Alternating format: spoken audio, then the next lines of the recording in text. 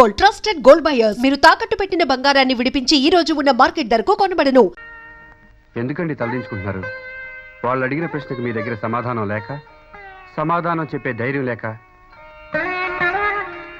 మీ ముందు మాట్లాడే అర్హత లేని వాళ్ళ చేత మాటలు పడే బదులు ఒక్క మాట నేను మీ కొడుకుని చెప్పొచ్చుగా.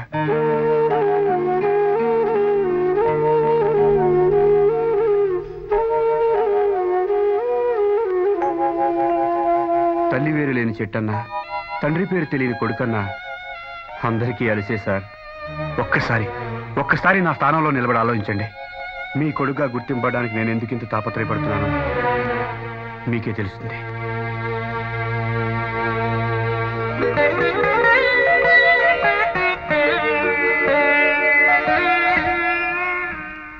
అమ్మా ప్రజల ఆగమ్మా, ఆగు. నా మాట విను.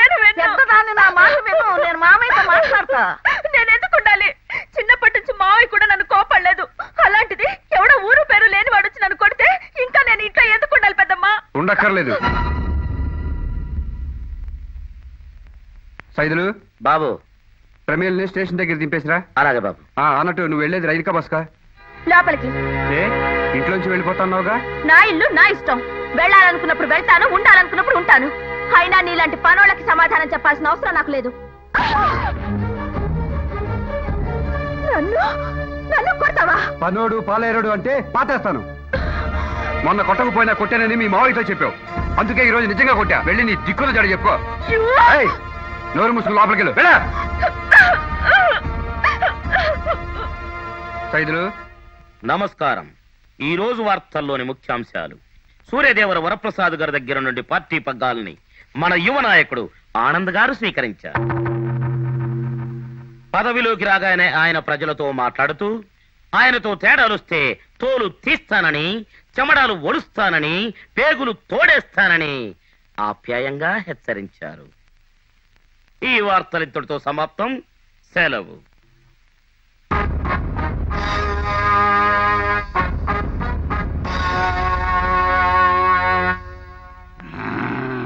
ఏమండి? నేను తొందరపడను, నువ్వు కంగారు పడకు. తొందరపడమనే మా అక్క చెప్తోంది. రే, పెళ్లిగాని ఆడపిల్ల పెళ్ళైన మగాడు తొందరపడితే ఎందుకు పనికి రాకుండా పోతాం. నువ్వు పదవే. పదండి పదండి పదండి.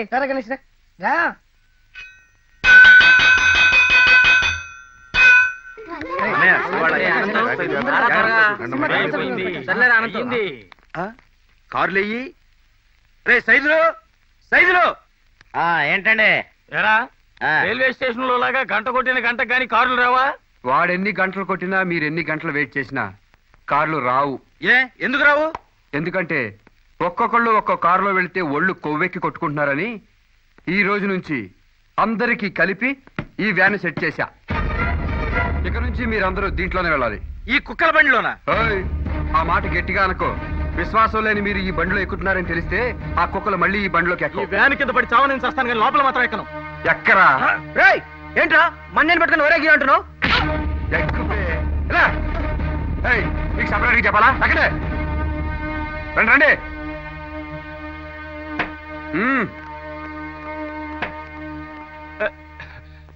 బావగారు, వీడు మా కార్లన్నీ షెడ్ లో పెట్టేసి మమ్మల్ని వ్యాన్ ఎక్కమంటున్నాడండి. అది కాదు సార్, అందరూ వెళ్ళేది ఒకే ఆఫీస్కి అయినప్పుడు ఒక్కొక్కరికి ఒక్కొక్క కార్ ఇస్తే చాలా పెట్రోల్ వేస్ట్ అవుతుంది. అందుకే అందరికీ కలిపి ఒకే వెహికల్ అరేంజ్ చేశాను. సేవ్ ఆయిల్ సేవ్ ఇండియా అన్నారు కదా సార్.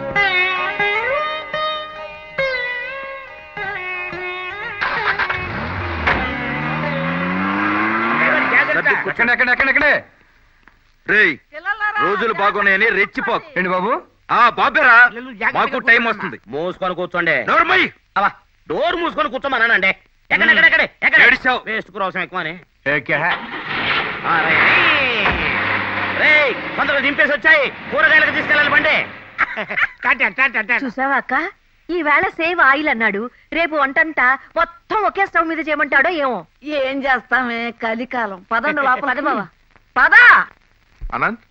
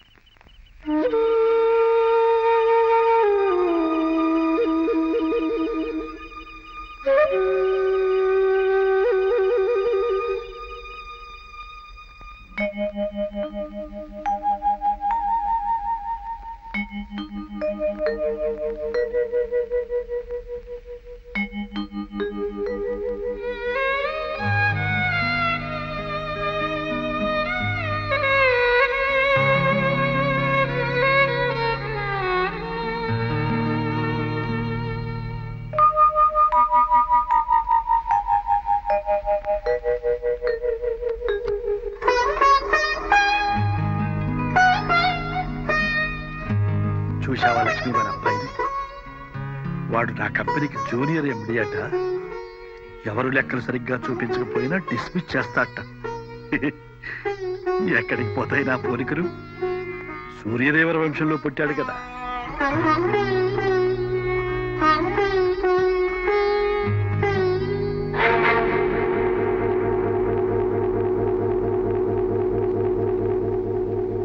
వెలుగులో దీపం వెలిగించిన, చీకట్లో నిజం ఒప్పుకున్నా ఉపయోగం ఉండదు సార్.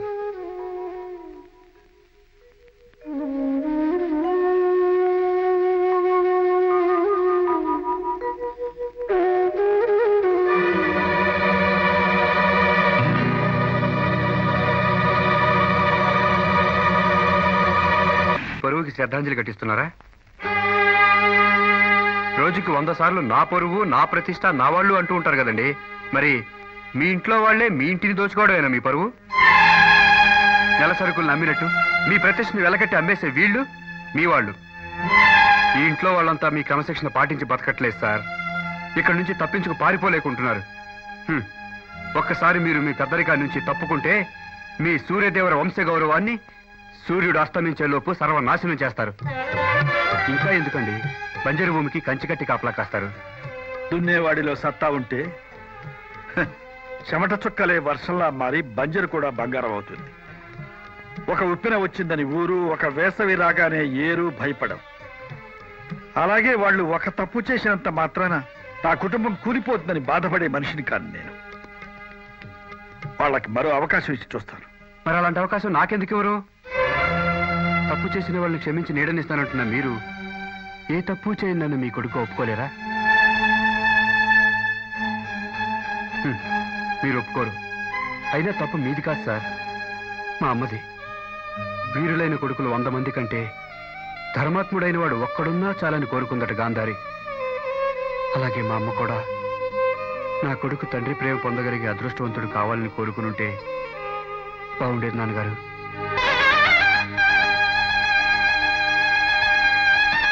క్షమించండి, మిమ్మల్ని నాన్నగారు అని పిలిచే అర్హత నాకు లేదని మర్చిపోయాను.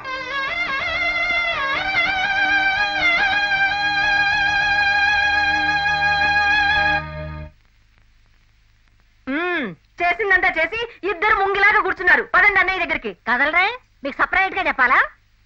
లేవండి.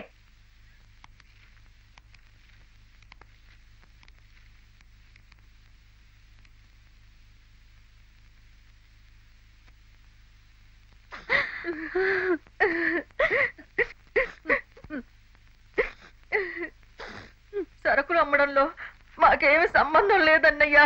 అసలు ఇదంతా ఆ రుక్మిణి మొగుడు సాయిబాబు చేసిన పని అన్నయ్య.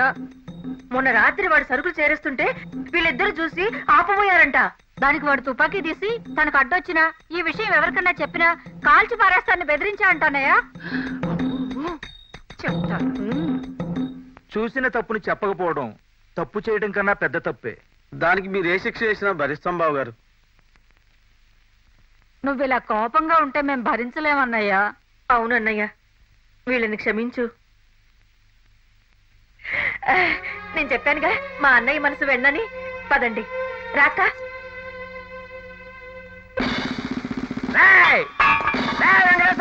దమ్ముంటే బయటికి రారా. రాధాకృష్ణ, నువ్వు కూడా బయటికి రాదే. బయటికి రండ్రా. ఎంతసేపు వాళ్ళు రండ్రా. ఏంట్రా గౌకట్లు? ఎరా బలవంతంగా నీచే సరుకులు అమ్మించానా? అమ్మకపోతే కాలుస్తానని బెదిరించానా? ఇప్పుడు నిజంగానే కాలుస్తాను రా. పొత్తులే ఊరుకోండి, లేకపోతే ఏమి తెలియని అల్లుడిని మీరందరూ కలిసి మా అన్నయ్య ముందు వెదవని చేస్తారా? మేము వ్యధం చేయటం ఏంటి? మీ అల్లుడు ఆల్రెడీ వ్యధవే. ఈ వెదవులతో మీకేమిటండి? మీరు ఊరుకోండి. ఎవరు వెదవలు? నీ మొగుడు వెదవా, మీ నాన్న వెదవా, మీ అమ్మ వెదవా? సావిత్రి మాట జాగ్రత్తగా రాని. నా మొగుడు బతికొండగానే నన్ను విధవ అంటావా? నాటికి ఏం మాట వస్తావా? లేకపోతే నీ అల్లుడు కూతురు చేసే పనులు చాలా బాగున్నాయి. అల్లుడు చేసిన పనులు ఏమిటా? ఊరుకోండి, మీకేం తెలీదు. అనసూయక చూస్తూ ఊరుకుంటావేంటి చెప్పు. అమ్మో, దాంతో నేను గెలవలేనే. మీ ఇద్దరికి నేనంటే అనుసూయభావతి. ఏమిటి చిన్నపిల్లలాగా తగాదాలు? చూడక్క, ఎన్నెన్ని మాట్లాడుతుందో పెద్దంతరం చిన్నంతరం లేకుండా. సావిత్రి, నువ్వు కూడా ఏమిటి? నువ్వు ఎప్పుడు ప్రభావతి అక్కడికి సపోర్ట్ చేస్తావు. ఓసి మీ అమ్మ కడుపులు బంగారంగాను అవతల అన్నయ్య విన్నాడంటే మీ ఇద్దరిని నరికి పోగులేస్తాడు. ఏంటి ఏం జరుగుతుంది ఇక్కడ? కాసేపట్లో మీ నాన్న దినం జరుగుతుంది. అంటే మా నాన్న చంపేస్తావా? ఏం డౌటా? సాలే కుత్తే కమీనే, నాకు మా నాన్న లేకపోతే నీ రుక్మిణికి పుట్టబోయే బిడ్డకు కూడా నాన్న ఉంటాడురా. This is my challenge. భక్తి మే సవాల్.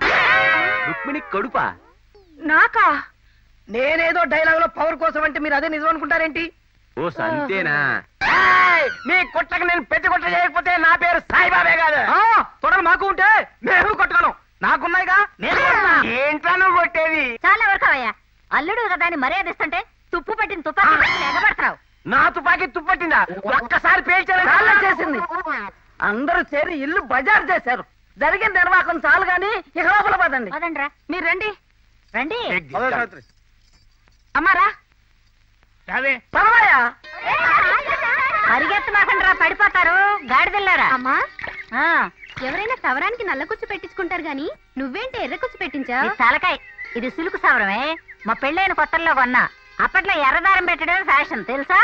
వెళ్ళి బాత్రూమ్ లో బకెట్ నీళ్లు పెట్టమ్మా, టైం అవుతుంది. పో. చిచే, ఇంట్లో చీరల్లో చెరువులు జాకెట్స్ హోక్స్ తప్ప ఏమీ లేవు. నాలుగు పీకేస్తుంది. చివరికి సిగరెట్లకు కూడా చిల్లలేని బతుకైపోయింది.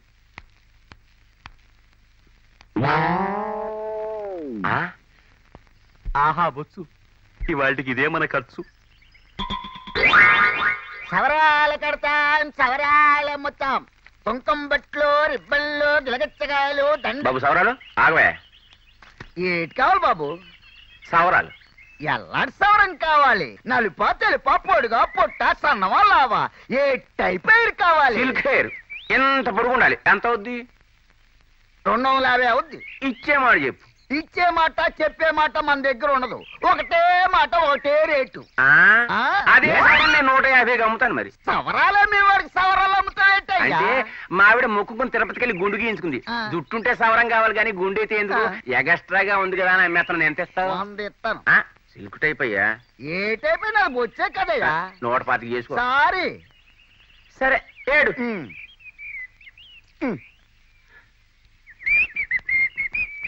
ఈడెవడండి? తిరుపతి వెంకటేశానికి ఇగ్గులమ్మి వాళ్ళ ఉన్నాడు. నా జన్మభూమి భూమి భూమి, నా జన్మభూమి ఎంత అందమైన దేశము, నా ఇల్లు అందులో నా కమ్మని ప్రదేశము, నా సామి రంగా హాయ్ హాయ్ నా సామి రంగా, నా జన్మభూమి ఎంత నా జన్మభూమి ఎంత అందమైన దేశము, నా ఇల్లు. ఏ మిస్టర్, ఒక్క నిమిషం ఆగు, మాట్లాడాలి. ఏంటి? చూడు బాబు, సూర్యదేవర లక్ష్మీ రాఘవ వరప్రసాద్ గారి ఇల్లెక్కడో చెప్తావా? వాళ్ళ ఇంట్లో నీకేంటి పని? వంట చేయడానికి వెళ్తున్నా? కాదు, నా కడుపు మంట తీర్చుకోవడానికి వెళుతున్నాను. ఆహా, సాయిబాబా గుడి పక్కన. సాయిబాబా గుడి ఎక్కడ బాబు? సూర్యదేవర గారి ఇంటి పక్కనే. సూర్యదేవర గారి ఇల్లు ఎక్కడ బాబు? చెప్పా కదండి, సాయిబాబా గుడి పక్కననే. చూడు బాబు, నేను ఈ ఊరికి కొత్తవాణ్ణి. ఈ ఏరియాలో ఏ గుడి ఎక్కడుందో నాకెలా తెలుస్తుంది బాబు? అబ్బబ్బబ్బా, పెద్ద కన్ఫ్యూజింగ్ మాస్టర్ లా ఉన్నావే. ఒకసారి చెప్తే నీకు అర్థం కదా? ఆ సూర్యదేవర గారింటికి ఒక గజం అటు ఇటుగా ఉంటుందా గుడి. ఆ రెండు ఎక్కడున్నాయి బాబు? అసలు నువ్వు మనిషివేనా? ఎన్నిసార్లు చెప్పాలి నీకు? అవి రెండు పక్క పక్కనే ఉంటాయి. ఒరేయ్, కొంచెం ముందుకు రారా. వచ్చా? నన్ను ఎందుకు కొట్టావు? నిన్ను కొట్టాలా చంపాలా? ఎక్కరా సైకిల్? ఎందుకు? ఎక్కరా? ఎక్కా. తొక్కు.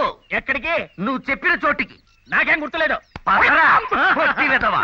తొక్కరా. సవరం ఆరిందో లేదో. అయ్యో, ఇక్కడ సవరం ఆరేసాను. ఏమైంది? సుజాత, సుజాత, ఏంటి? ఇక్కడ సవరం ఆరేసాను. ఏదే? ఏమో నాకేం తెలుసు. సవరం లేకుండా ముడేటేసుకుని స్కూల్ టైం అవుతుంది. గాలికి ఎగిరిపోయిందేమో పెద్దమ్మా. నీ బంద గాలికి ఎగిరిన ఇక్కడే పడి ఉండాలి కదే. సవరాలు కొనుక్కుంటా. పదవే సుజీ. అమ్మా, సవరాలు, పిన్నీసులు, రబ్బర్ బ్యాండ్లు, రంగురంగులు బొట్లు ఉన్నాయి. ఏం కావాలమ్మా? అయ్యే వద్దు గాని ఒక మంచి సవరం ఉంటే చూపించు. సవరాలా? ఆ. ఇదిగో విజయశాంతి సవరం కావాలా? అదొద్దు. పోనీ రమ్యకృష్ణ సవరం అబ్బాయి ఏం వద్దు. మరి అలాగే. పట్టుదారాలతో ఉన్నది ఈ మాత్రం పొడుగుంటే గాని ముడి తిన్నగా రాదు. అంటే 2.5 అడుగులు ఉండాలన్నమాట. ఆ. అయితే ఇది చూడండి ఎలా ఉంటుందో. ఏది? అమ్మో! ఇది నా సవరమేనే. కొనుక్కుంటే మీదే అవుతుంది. కొనుక్కోవడం ఏంట్రా దొంగ సచ్చినాడా? ఆ. దొడ్డ ఆరేస్తే దొబ్బుకెళ్ళి నా సవరం నాకే అమ్ముతానంటావా? ఏమమ్మా బొచ్చు అమ్ముకునే వాళ్ళు కానీ బొక్కలేసే వాళ్ళు మాత్రం కాదు. లేకపోతే ఎక్కడి నుంచి వచ్చిందిరా? ఏమ్మా, ఏంటి? ఏమండి? ఏమిటే గొడవ? ఇదిగో ఈ సవరం గుర్తుపెట్టారా? నాకు తీసుకెళ్ళి నాకే అమ్ముతున్నాడు. దొంగతనం మా ఇంట వంట లేదండి. లేకపోతే నీకు ఎక్కడి నుంచి ఇందాకే తీసి నాకు ఒకడు 100 రూపాయలకి అమ్మేశాడు.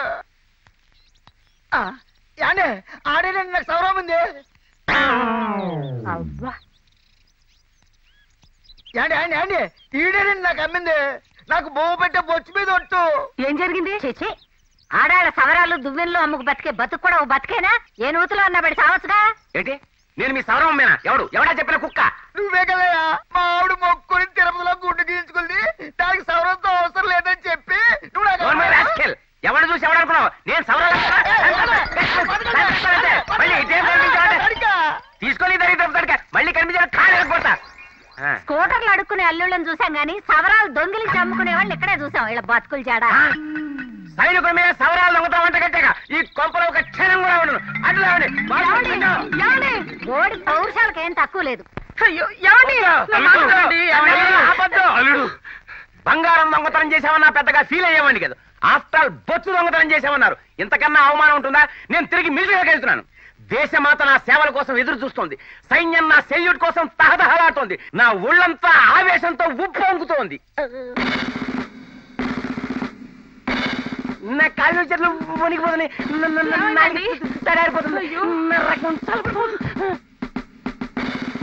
అల్లుడు అల్లుడు ఏమైంది? అల్లుడు ఏమైంది? ఏరా దేశం నిన్ను పిలుస్తోందా? దీపావళి టపాసులు పేలిస్తేనే పారిపోయి దాక్కునే పిరికి వెదవ్వి నువ్వు యుద్ధం చేస్తావా? తిరిగి వదమంటారేంటి? అస్సాం బోర్డర్ లో మేజర్ గా ఉన్నప్పుడు శత్రు సైనికుల్ని 100 మందిని ఒకేసారి చంపేయండి మా అల్లుడు. అల్లుడా ఆకుల కట్ట. వీడు అసలు మిలిటరీ మేజరే కాదు, నా దగ్గర పనిచేసే వంటవాడు. నేను మేజర్ గా పనిచేస్తున్నప్పుడు వీడిది మా జిల్లాయే కదా అని రీజనింగ్ ఫీలింగ్ తో వీడిని వంటాడి కింద ఇంట్లో పెట్టుకుంటే నాగన్నే దొంగిలించి పారిపోయాడు. నాగన్నే కాపాడుకోలేని వాణ్ణి దేశాన్నే కాపాడగలనని భావించి పై అధికారులు నన్ను సస్పెండ్ చేశారు. ఒరేయ్, నువ్వు చేసిన పాపానికి నిన్ను చంపినా పాపం లేదు. మీ కాళ్ళు పట్టుకుంటా నేనేం చేయకండి సార్. ఒకప్పుడు నువ్వు నాకు వండి పెట్టావన్న కృతజ్ఞతతో నిన్ను నేను వదిలేస్తున్నాను. జీతేరా హో బేటా, ఇదిగో నీ గరిటె, ఇది నా గన్ను, ఇక పో. ఆ అమ్మలు అయ్యలు, వీడు ఎంత విధమైన గుత్తి వంకాయ కూర, గోంగూర పచ్చడి, కాకరకాయ వేపుడు చేయడంలో దిట్ట. వీడి చేత రోజు అవన్నీ చేయించుకుని తిని ఆనందించండి. వస్తారా గాడిద? ఇకనైనా బుద్ధిగా బతుకు. జై హింద్. వందే మాతరం. ఓరి నీజం మడిపాను. ఎంత గుండెలు తీసిన బంటే ఈడు. ఎన్ని పోజులు పోయాడు, ఎన్ని గొప్పలు చెప్పాడు. రోజు కుండెడు పాలు తీసుకెళ్లి దూడకు పోసినట్టు పోసావు. ఇదిగో మీరెవరైనా సరే వంటింటి ఛాయలకు వెళ్ళారంటే కాళ్ళు ఎర్ర కొడతా జాగ్రత్త. జెండా కర్లాట నిలబడతావే. పదా, వంటింట బోడు పని ఉంది. పదా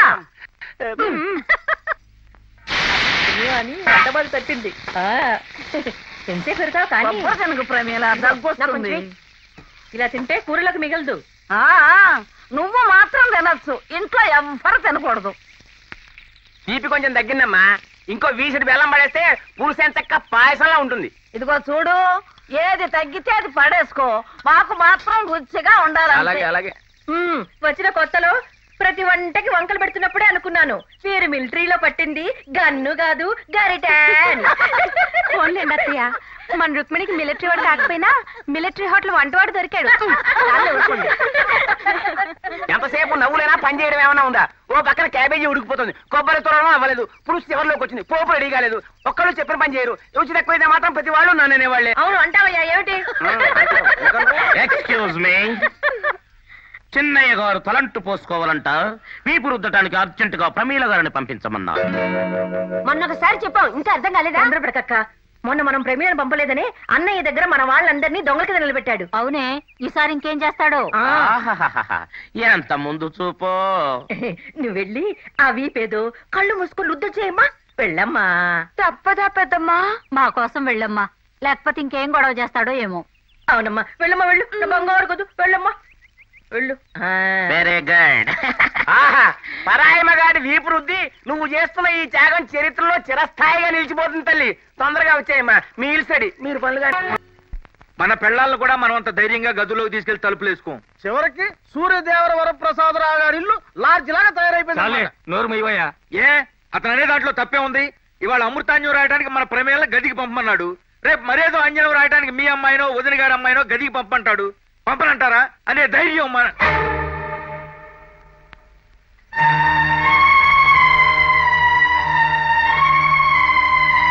వాడు మళ్ళీ ఈ ఇంటికి ఏనాడైతే వచ్చాడో ఆనాటి నుంచి మమ్మల్ని అందరినీ పురుగుల్లా చూస్తున్నాడు తమ్ముడు. మమ్మల్ని చూస్తే చూశాడన్నయ్య. పెళ్లి కావాల్సిన పిల్లతో ఒళ్ళు నొప్పని తలనొప్పని ఒళ్ళు పట్టించుకుంటాడా? మేము తప్పు చేస్తే మీరు తిట్టండి, కొట్టండి, పడతాం. అంతేగాని ఎవడికి పుట్టాడో తెలియని ఆ వెధవంటి ఎవరిని వాగినా నా ఆస్తిపాస్తులకు వారసులు మీరే. వచ్చే ఆదివారంతో నాకు 60 ఏళ్లు పూర్తవుతాయి. కాబట్టి మీరందరూ కలిసి నాకు షష్ఠపూర్తి మహోత్సవం ఏర్పాటు చేయండి. ఆ వేదికపైనే ఆ రోజే నా వారసుడు ఎవరో ప్రకటిస్తాను. ప్రకటించిన వెంటనే వాడు అవుట్ హౌస్ లో కూడా ఉండడు. అంతేకాదు, ఈ ఇంట్లో మేనేజర్ గా కూడా ఉండడు.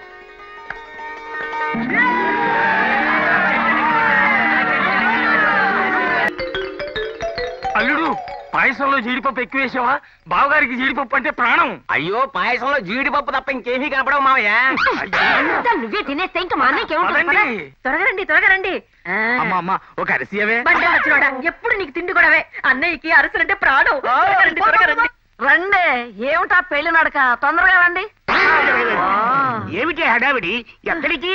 నువ్వు ఎదురొచ్చావుగా, నోరు మూసుకుని నా వెనకాల రండి. తొందరగా రండిరా, ఆ మోకంతా రాకముందే వెళ్ళాలి. గిన్నె కింద పడద్దేమో నీ వయ్యారానికి. చెయ్యి పట్టుకొని లాగినా తొందరగా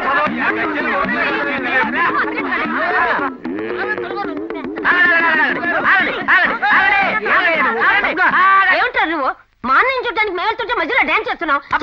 ఆగమ్మా, అయ్యగారు లోపల లాయర్ గారితో సీరియస్ గా మాట్లాడుతున్నారు.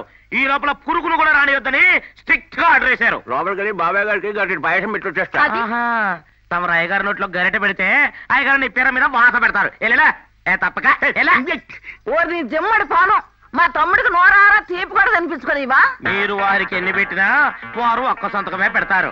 ఆ పేరేంటో నాకు కూడా చెప్పారు. ఇప్పుడేంటి, నాకెప్పుడు తెలుసు. ఏమో నువ్వే చేసావా? కొంచెం తీపి తక్కువైంది. బాబాయ్ గారికి షుగర్ ని ఓ చెంచాడు తక్కువ వేసా. వావ్, సైదులు అదృష్టం ఎవరయ్యా? సాయంత్రం ఆయన ఎలాగో చెప్తారు కదండి. ఆయన ఎలాగో చెప్తారనుకో, కానీ ఈ లోపు నీ బంగారు నోటితో విందామని. ఏమిటి? జాగ్రత్త,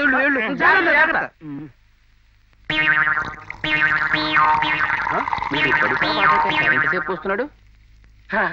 వచ్చేసాడు.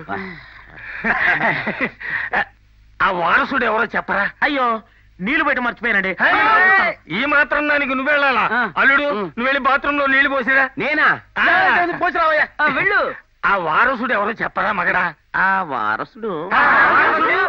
వారసుడు బయటోడు మాత్రం కాదండి, ఖచ్చితంగా మీలో ఒకడు.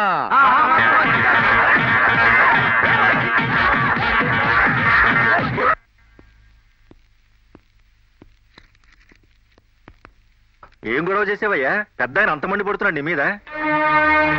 ఆయన షష్టి పూర్తి అవగానే నిన్ను మేనేజర్ పోస్ట్ నుంచి తీసేసి అవుట్ హౌస్ కూడా ఖాళీ చేస్తానంటున్నాడు.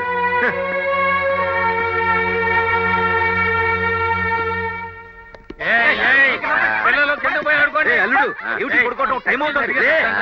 అబ్బే, ఏలా నమ్ముకుంటే ఒక్క పని కూడా కాదు. ఏమే సావిత్రి, మీరట్ట కూర్చుని ఊసులాడుకుంటే ఆ వచ్చే వాళ్ళని సరిగ్గా కూర్చోబెట్టండి. ఎలా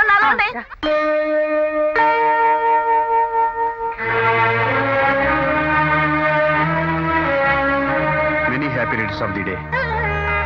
మీ షష్టి పూర్తి మాతో పాటు చాలా మందికి ఆనందకరమైన రోజు. మీరు బాధ్యతల నుంచి తప్పుకునే రోజు. మీ బంధువుల్లో ఒకరికి అధికారం చేతికొచ్చే రోజు. నిజంగా ఈ రోజు మర్చిపోలేను సార్. మీ వాళ్ళందరి జీవితాలకి ఓ దారి చూపించారు. డబ్బు లేని వాళ్ళ కోసం స్కూల్ కట్టించారు, స్కాలర్షిప్లు ఇప్పించారు. మీ ఫ్యాక్టరీలో పనిచేసే వాళ్ళందరినీ సొంత మనుషుల్లా చూసుకున్నారు. సొంత మనిషిని మరి నన్నెందుకు సార్ అంటరాని వాడిగా చూస్తారు? నా పేరు చెప్తే ఉలిక్కి పడతారు. నా నీడ చూస్తే తప్పుకుని వెళ్ళిపోతారు. నేరాగానే మాట్లాడడం ఆపేస్తారు. నేనేం తప్పు చేశాను సార్? మిమ్మల్ని ప్రేమించి మీరే దేవుడని నమ్మిన మా అమ్మ కడుపులో పుట్టడమే నేను చేసిన తప్ప. మిమ్మల్ని నాన్న అని పిలవాలని ఆశపడ్డం తప్ప. మా అమ్మ ప్రతివ్రతాన్ని లోక ముందు చెప్పాలనుకోవడం తప్ప. చెప్పండి సార్, చెప్పండి. నాకు అర్థమైంది సార్. మీరు క్షమించలేని తప్పు ఖచ్చితంగా మా అమ్మ చేసి ఉంటుంది. మా అమ్మ మిమ్మల్ని మోసం చేసి ఉంటుంది. మీ దృష్టిలో మా అమ్మ చెడిపోయి ఉంటుంది. నన్ను మరెవరికో కానీ మీ పేరు చెప్పుంటుంది. మా అమ్మ పతిత సార్, పతిత.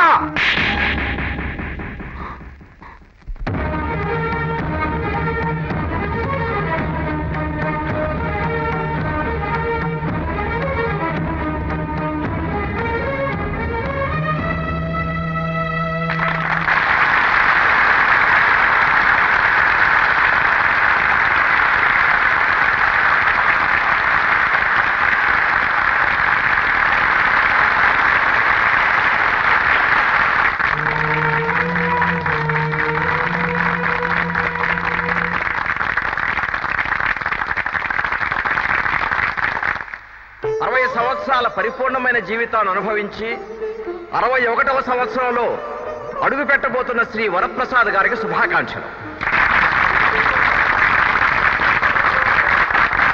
వరప్రసాద్ గారికి షష్ఠి పూర్తి అంటే అది ఆయన కుటుంబానికి మాత్రమే పండగ కాదు, సమాజం మొత్తానికి పండగ.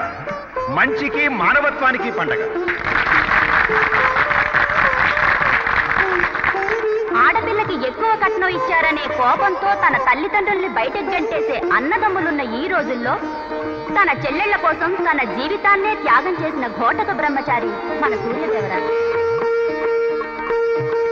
వారిలాంటి పుట్టినరోజు వేడుకలు ఇంకా చాలా చేసుకోవాలని ఆశిస్తూ వారికి షష్ఠి పూర్తి శుభాకాంక్షలు తెలియజేస్తున్నారు. ఇప్పుడు శ్రీ వరప్రసాద్ గారు మాట్లాడతారు.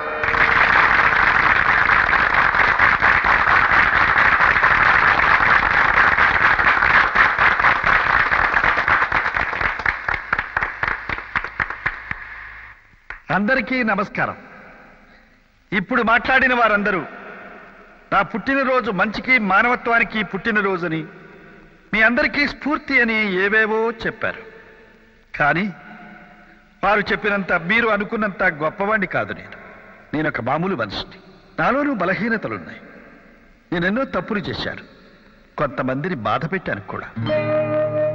మీరందరూ భీష్ముడు అనుకుంటున్న నా బ్రహ్మచర్యం వెనక మీకు తెలియని ఒక కథ ఉంది. నేను ఒక ఆమెను ప్రేమించాను. పెళ్లి చేసుకుంటానని మాటిచ్చాను. కానీ నా తండ్రికిచ్చిన మాటకు కట్టుబడి మా కుటుంబ బాధ్యతలకు తలవచ్చి ఆమె జీవితం నుంచి దూరమయ్యాను. నన్ను నమ్మిన ఆమెను నాకు తెలియకుండానే అన్యాయం చేశాను. ఆమెకు పుట్టిన బిడ్డను అనాథరం చేశాడు.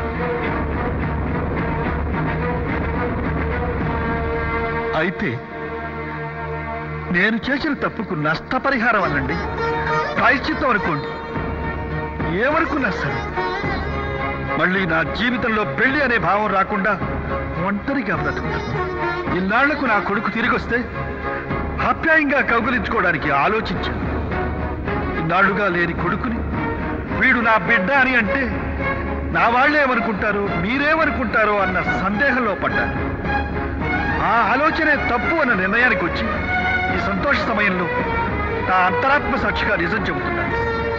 విజయలక్ష్మి నా భార్య, ఆనంద్ నా కొడుకు.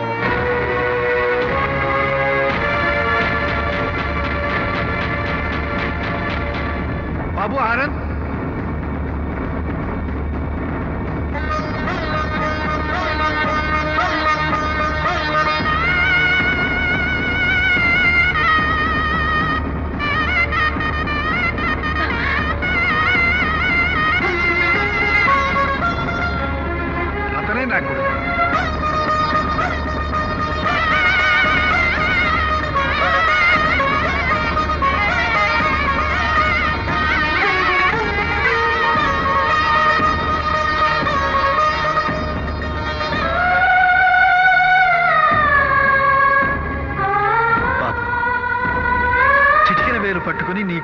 చూపించాల్సిన తండ్రి.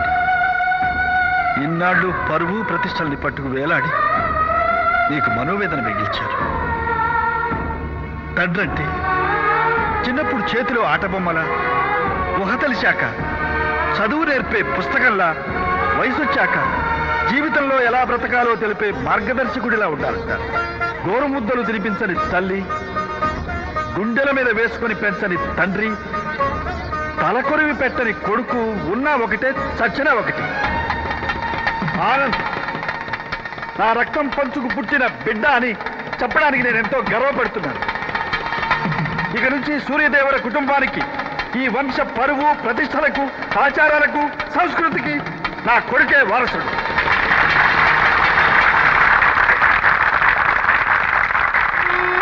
నాన్నగారు, బాబు,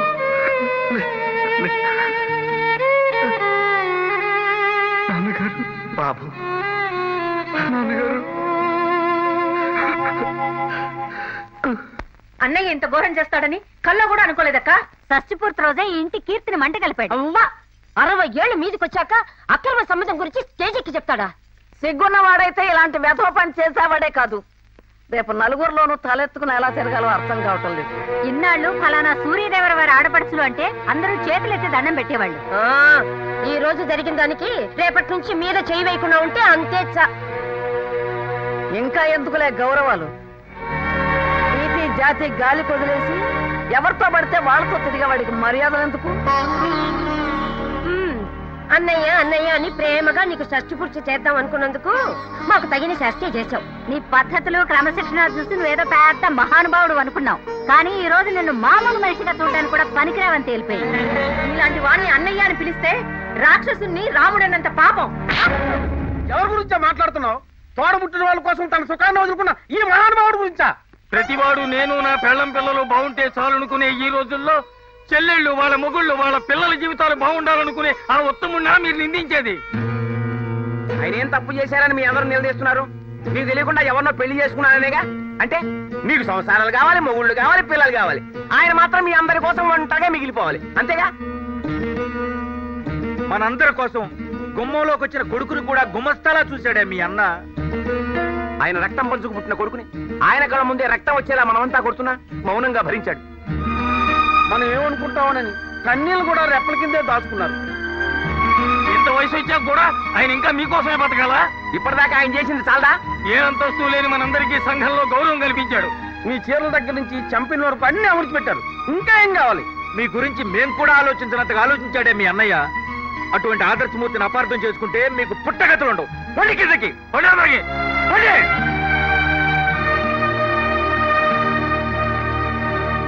వాళ్ళ మాటలు మీరేం పట్టించుకోకండి బావగారు. మీరు చేసింది ముమ్మాటికి తప్పు కాదు. ఇన్నేళ్లుగా మీ భార్యని బిడ్డని మా కోసం త్యాగం చేశారు. ఇక ముందు ఈ తప్పు జరగటానికి వీల్లేదు బావగారు. అవును బావగారు, మీరు వెంటనే వెళ్ళి వాళ్ళని తీసుకుంటాండి.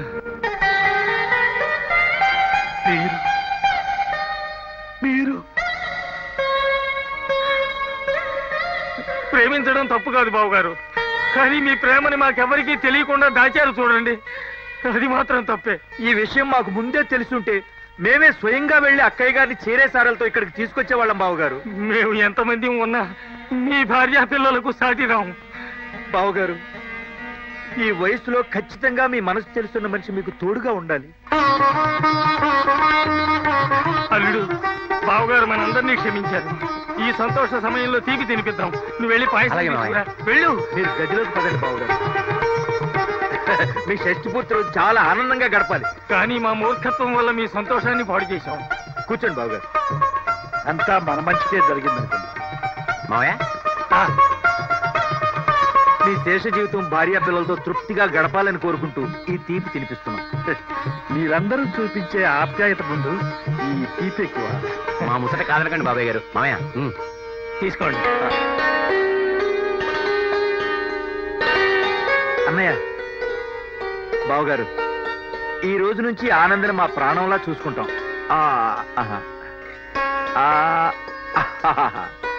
అన్న ఎలాగే అక్కయ్య రాగానే మీ ఇద్దరికి నిజమైన షష్ఠిపూర్తి మేము చేస్తాం బావగారు.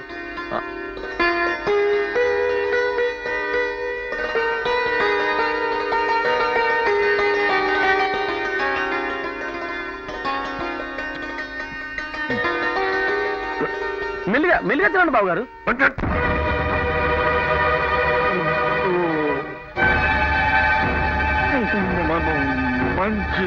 మంచినీళ్ళు కావాలా? ఇవి గ్లాసుడు మంచినీళ్ళతో తగ్గే ఎక్కిళ్ళు కావు బాబాయ్ గారు. మీ గుక్కిలు ప్రాణం పోతే గాని ఆగవు. మీరు తాగిన పాయసంలో విషం కలిపాం బాబు గారు.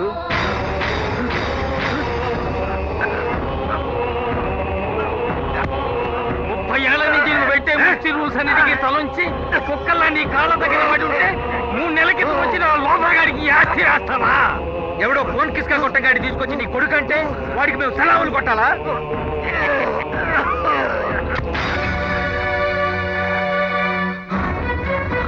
నీకోసం వేటకూర మానేసి తోటకూర తిని బతికాం. నువ్వు కారెక్కమంటే కారెక్కాం, కాదు కుక్కల బండి ఎక్కండి అంటే ఎక్కాం. ఇదంతా ఎవరి కోసం చేశాం? నీ మీద గౌరవంతోటో నీ పెద్దరికం మీద భక్తితోటో కాదు. ఏనాటికైనా నీ ఆస్తిని మాకు రాసిస్తావని, నీ ఫ్యాక్టరీలో ఓటాలు ఇస్తావని. నువ్వు చచ్చిన తర్వాతైనా మేము మా ఇష్టం వచ్చినట్టు సుఖంగా బతుకుతుంది. నీ చావుతో ఇది ఆగుతుందనుకో. నీ చేత నీ కొడుకుని చంపిస్తాం. ఇంకా సేపట్లో చచ్చిపోయాను, వాణ్ణెలా చంపుతానా అని టెన్షన్ పడుతున్నావా? ఇది ఆనంద్ గారి మేనమామ రాసిన ఉత్తరం. దీని ఆధారంగా వాడు నీ ఆస్తి కోసం ప్లాన్ చేసి నీ ఫ్లాష్ బ్యాక్ తెలుసుకుని నిన్ను బ్లాక్ మెయిల్ చేశాడని, అది తట్టుకోలేక నువ్వు ఆత్మహత్య చేసుకున్నావని వాడి మీద కేసు పెడతాం. నీ సమాధే నీ కొడుకు చావుకి పునాది, మా జీవితాలకి ఉగాది.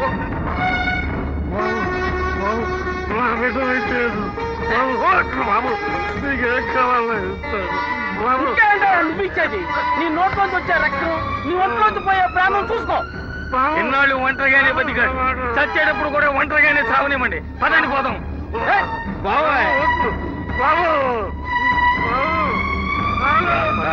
కలిపేసి పోతాడట.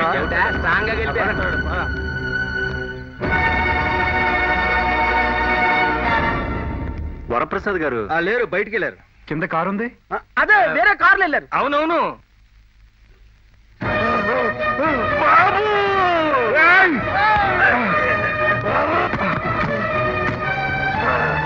నాన్నగారు,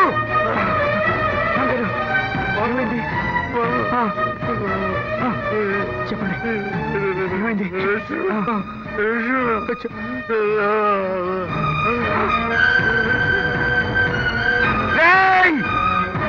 ఏమిటది?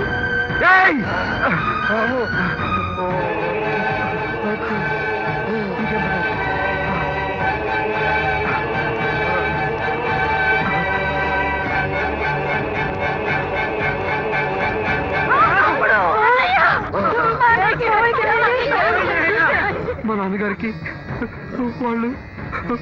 వాళ్ళు విషయం పెట్టారు.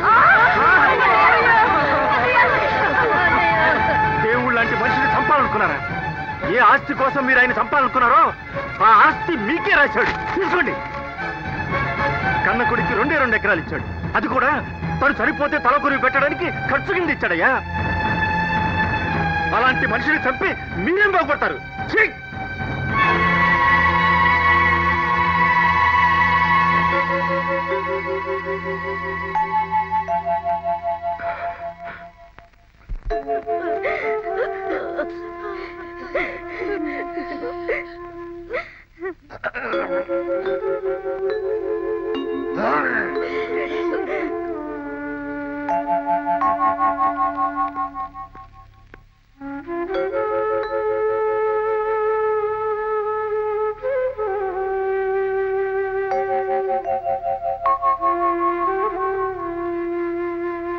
ఆగండి. ఆయన చచ్చారో లేదో చూడటానికి వచ్చారా? మీకోసం, మీ భవిష్యత్తు కోసం మా అమ్మని నన్ను కాదనుకున్నందుకు ఆయన రుణం చాలా బాగా తీర్చుకున్నారు. నేను మా నాన్న సంపాదించిన డబ్బు కోసం రాలేదు, ఆయన ప్రేమని పొందాలని వచ్చాను. ఎవరికి పుట్టానో తెలియకుండానే చచ్చిపోకూడదని వచ్చాను. నాకు ఓ కేర్ ఆఫ్ అడ్రస్ ఉందని ప్రూవ్ చేసుకోవడానికి వచ్చాను. అంతేగాని వారసత్వం కోసం, ఓటాల కోసం నేను రాలేదు. బావమరుదులు బతకొడతారంటారు, కానీ మీరు మా నాన్న చావును కోరుకున్నారు. ప్రేమించిన మనిషికే పాడి కట్టాలనుకునే మిమ్మల్ని ఏం చేసినా పాపలేదు. చిచ్చే!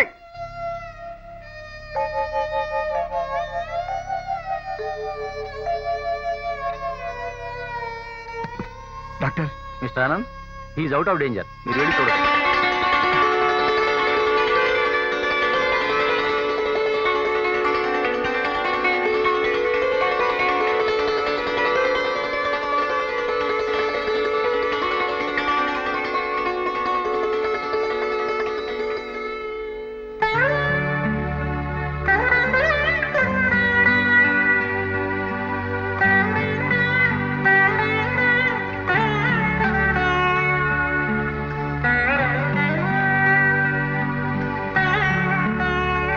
మమ్మల్ని క్షమించండి బావగారు. ఫలితాన్ని ఆశించి ఎవరిని ప్రేమించకూడదంటారు. నా ఒంటరితనం పోగొట్టుకోవడం కోసం నేను మిమ్మల్ని ప్రేమించాను. నా ఆస్తి దక్కించుకోవాలని మీరు నన్ను గౌరవించారు. అందుకే నా యావదాస్తిని మీకు అప్పగించారు. డబ్బు ఎంత మంచిదో అంతకంటే ఎక్కువ చెడ్డది కూడా. ఎన్ని దారుణాలనైనా చేయిస్తుంది. నా చెల్లెళ్ళు అమాయకురాళ్ళు. వాళ్ళ మీద కోపం వస్తే కొట్టండి, తిట్టండి, అంతేగాని ఏ అఘాయిత్యానికి పాల్పడకండి. పదబాబు.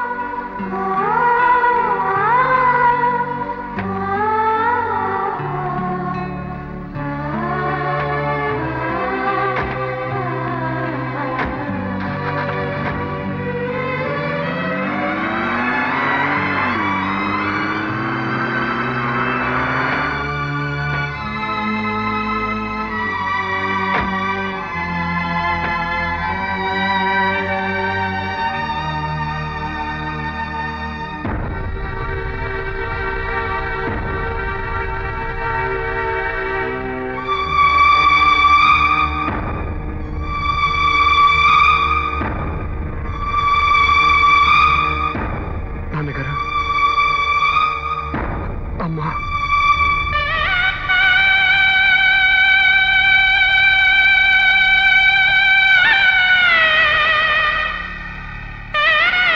లక్ష్మి, నేను నీకు ఆనాడు అన్యాయం చేసిన నువ్వు నాకు మేలే చేశావు.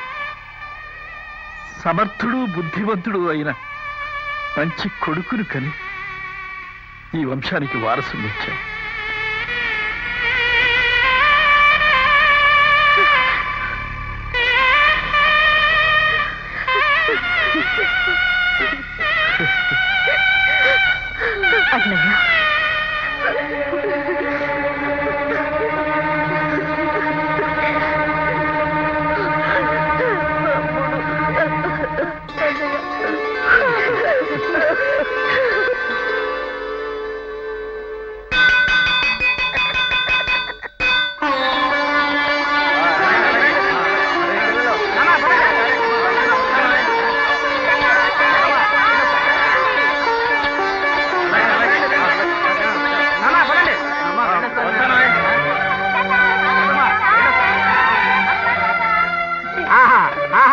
బావగారు ఇదంతా చూస్తుంటే ఒక పండగలాగా ఉందండి. పండగలాగా ఏమిటి పండగే?